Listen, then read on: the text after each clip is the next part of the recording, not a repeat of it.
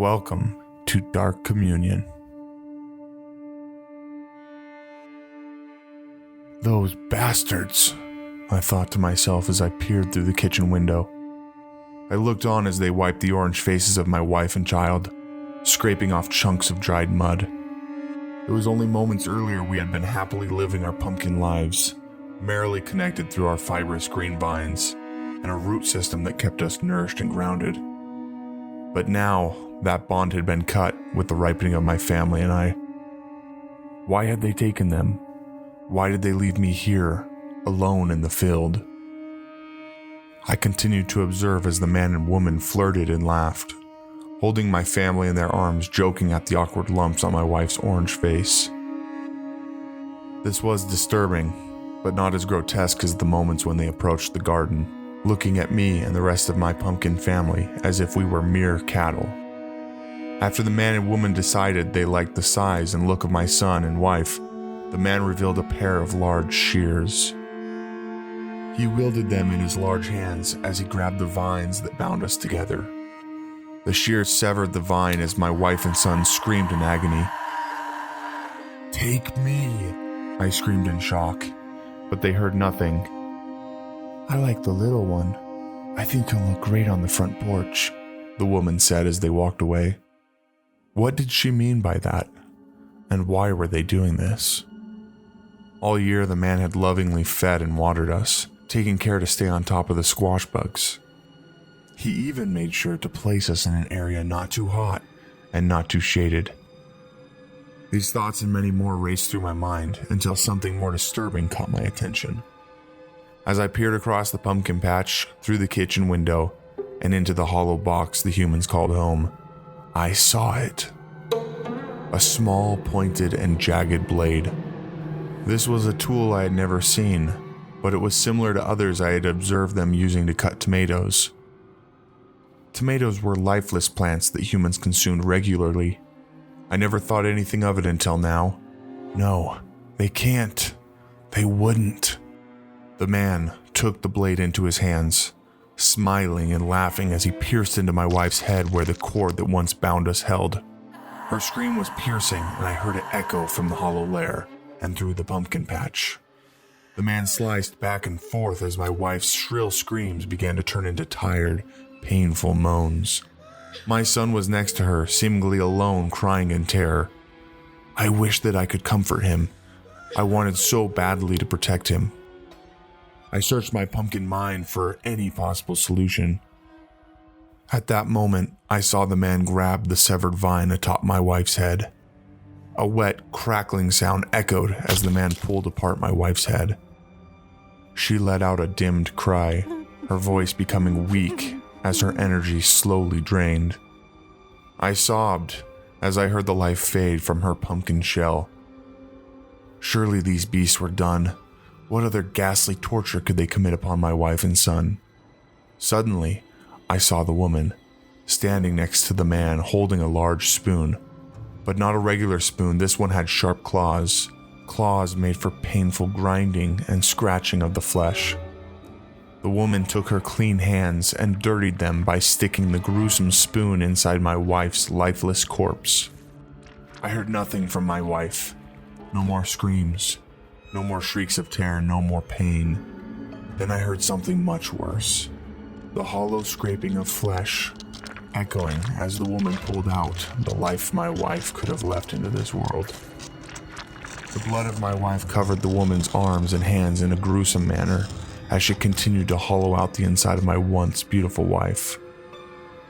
It was then I heard another scream, coming from my son this time. The man picked up my son in his hand and laughed.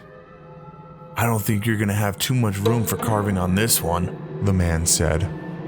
A glimpse of hope entered my mind. Would they let my son go? Would they set him free? The girl then smirked back at the man. "No, it's perfect. You'll see." It's perfect? Those words reverberated through my mind. The humans had no respect for us. No thought as to what amazing things we could accomplish in our little pumpkin lives. No remorse, not a sign of guilt. They truly viewed us as lifeless tomatoes. They'll pay for this, I said to myself. Anger began to grow inside me, but suddenly turned to shock as I saw the man sink the serrated blade into my son's head and began to carve. "Daddy!" I heard him shriek. "No, you bastards!" I screamed. "Leave him alone. He's just a child." My protests were met with deaf ears. If only they could hear me. Perhaps they would stop this carnage, stop the slaughter of my family. My son's cries carried through the night air as they slowly turned into sobs. Mommy, I heard him stammer, as his face was turned to his lifeless mother laying on the countertop. The horror that my son must have felt seeing his slaughtered mother and his inevitable conclusion had to be terrifying. What happened to her must surely follow for him. I could do nothing but sob as my son was mutilated before my sight. My vines ached at the cut the man had made. I yearned to be with my family. I wished the man had grabbed me and taken me to be slain instead of my family. The torment I felt in my soul was nauseating. His shrieks continued as they hollowed him out. Finally, I could hear no more of my son, just the hollow scraping that vibrated my son's carcass. The dirt beneath my body was growing cold, but not as cold as the air inside me. I couldn't bear to look any longer. I wish I could turn my body away from that hollow lair of slaughter, but my body stayed put, stuck to dried mud.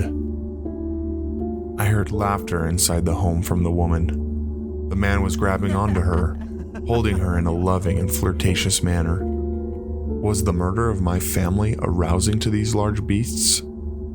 A fierce flame of rage swept over me. How could they disrespect my loved ones' bodies in such a manner? They continued to carve disturbing shapes into my wife and son.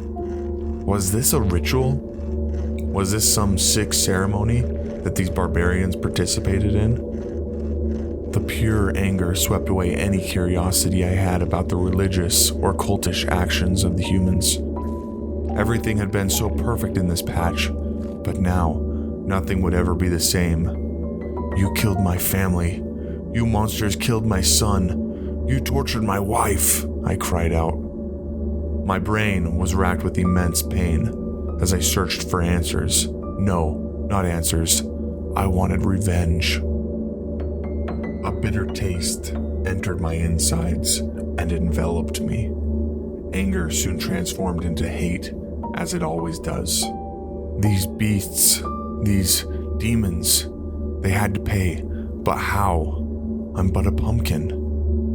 I sat and sulked in the predicament of my helplessness. If I could do anything, I would have acted when those evil monsters were mutilating my family. Unless a thin memory, no, instinct entered my frail, seedy soul. A story passed down from seed to seed. Something I had the pleasure of telling my son about. A great pumpkin, the great protector and spirit that resides in all pumpkin kind. Yes, I thought to myself, the great pumpkin of old was said to bring unnatural powers to plant and animal life. Surely, as the god of all pumpkin kind, he must be looking upon me with great sorrow and pity. Surely, he could do something. The bitter rage inside me continued to gnash at my insides as I hoped and prayed for this pumpkin god. He had to be real. He must. I looked into the dirt below me, the source of my existence, and cried out, "Oh, holy great pumpkin, hear my cries."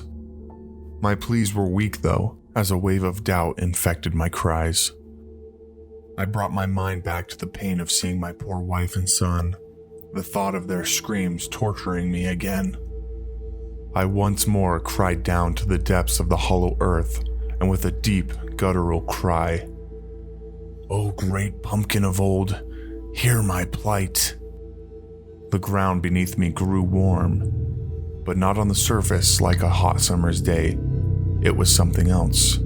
It was deeper. It was from the depths below. I felt the heat biting at the roots of my vines. The sensitive skin below was burning as the heat rose upwards. Finally, the heat broke through the earth and rushed through my vines. My leaves and vines all pulsated and shook, so much so that I thought we would be unearthed. The flexing and bending of my vines was energizing, but carried a mild sting. The sound of rushing heat roared through the garden until finally, silence. I heard nothing. The world had gone silent. Then I heard it, that strange whisper from the depths below.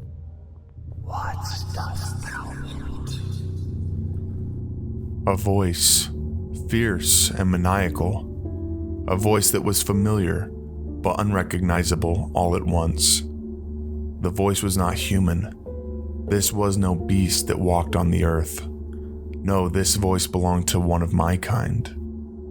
The voice pierced the skin of my pumpkin shell, vibrating, shaking the seeds and flesh inside me. Never had I heard a voice so sweet, yet so full of the purest rage. Not even I, with all the pain, could utter a voice so perfectly filled with anger, hate, and malice. I knew exactly what I wanted as I cried out, "I want vengeance."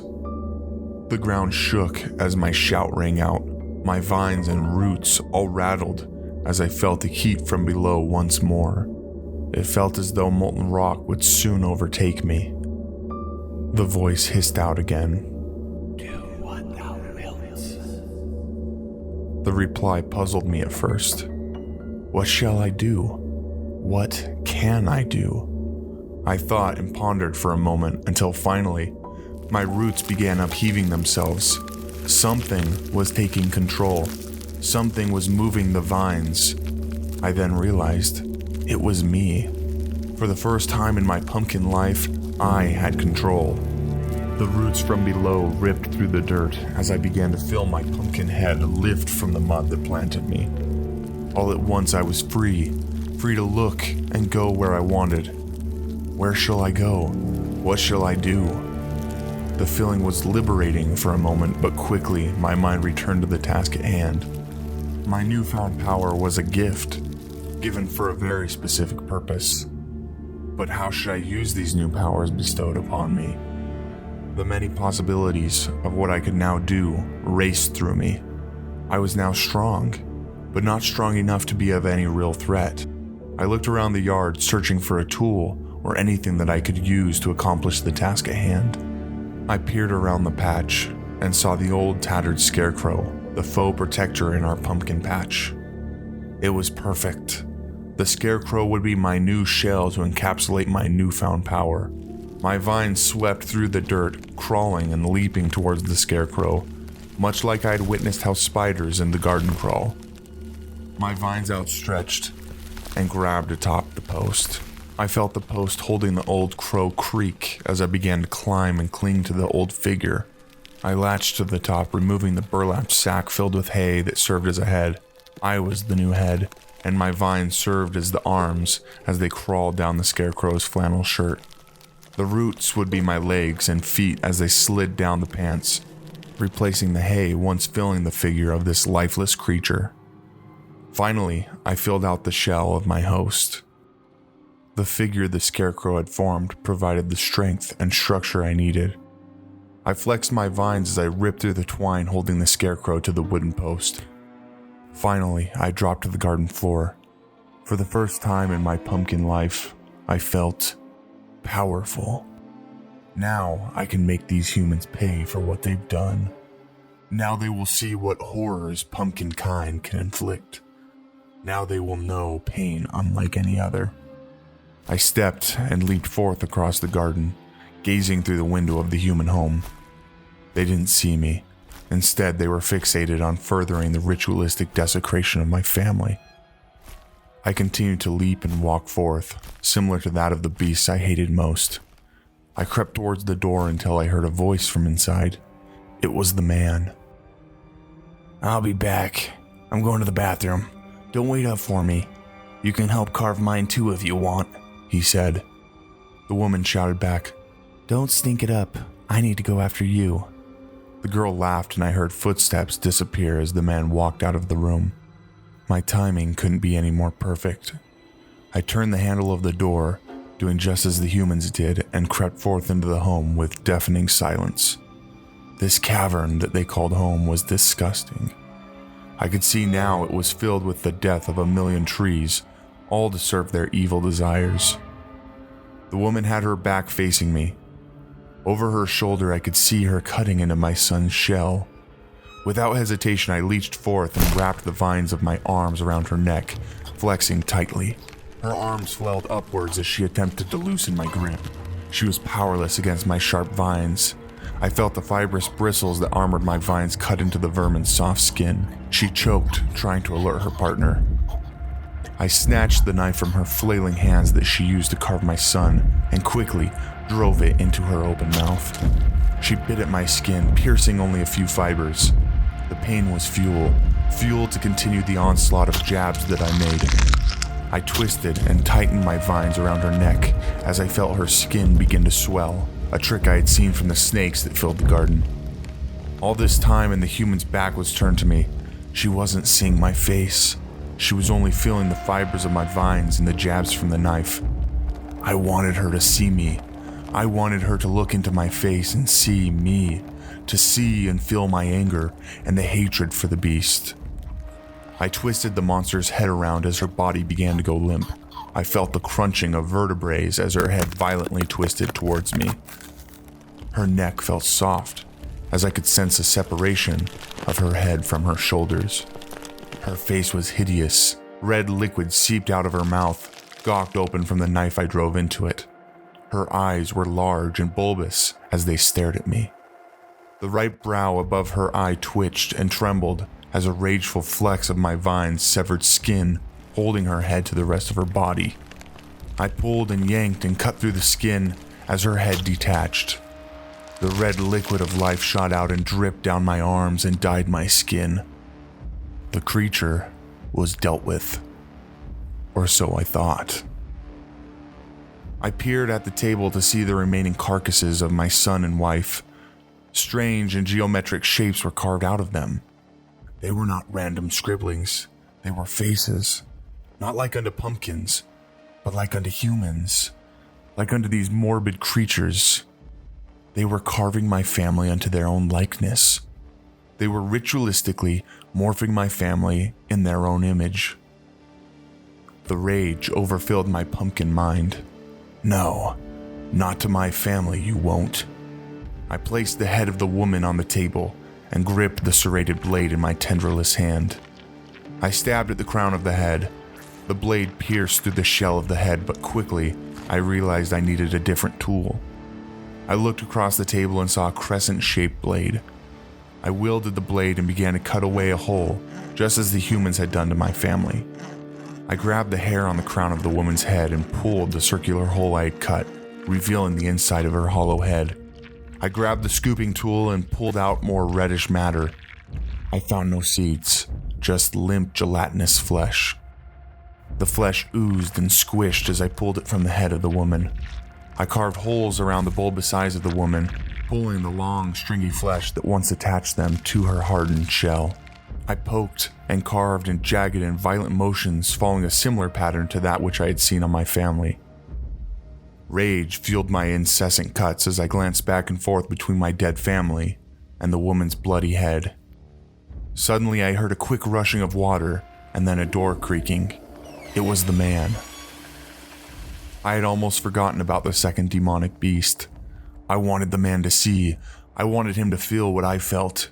I wanted him to behold the horror of his partner's head.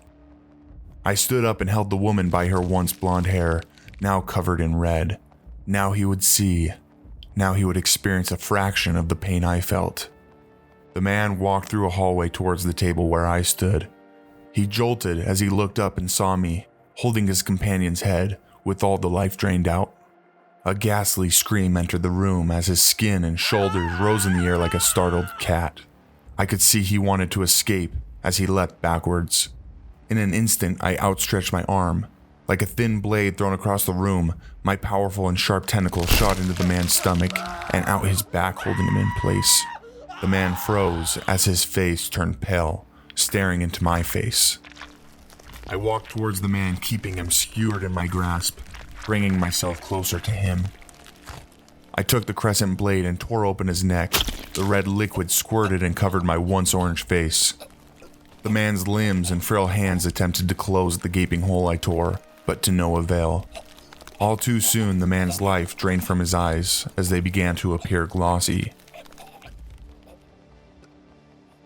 These demons, they had it coming. A growling hunger for vengeance seared my insides. These creatures lasted half the time of torture that my family did. It left me with a sick thirst that I couldn't figure how to satisfy. At that moment, I heard a loud rapping against the door. What was that? I thought to myself. The sky was getting dark and I could hear laughter from outside the door. My curiosity got the better of me as I stumbled to the door. I opened it just as I had the first. To my surprise, I saw two young children dressed in a peculiar fashion, unlike any I had seen humans wear before. In fact, I almost thought they were not humans. "Trick or treat," I heard one say. "Wow, cool costume," I heard from the other. I stared at the creatures, puzzled at their appearance.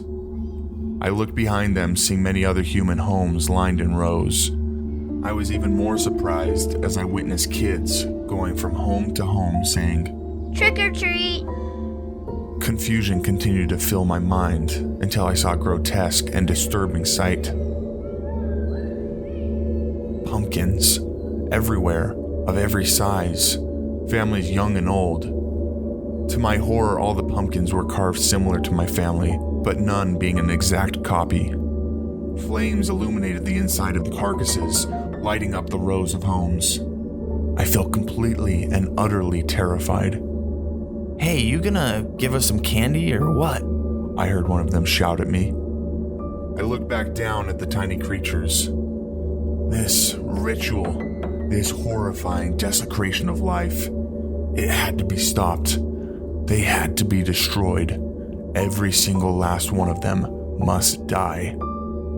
My vines shook and flexed as I stared at the puny creatures. This has been a Dark Communion recording. Thank you for listening. Dark Communion is a podcast platform for young writers to publish their best short horror stories. At Dark Communion, the story doesn't end with the podcast. Every story published is vetted as a short or feature film prospect. If you've written something that you think could be made into a film, submit it to the Dark Communion Reddit page.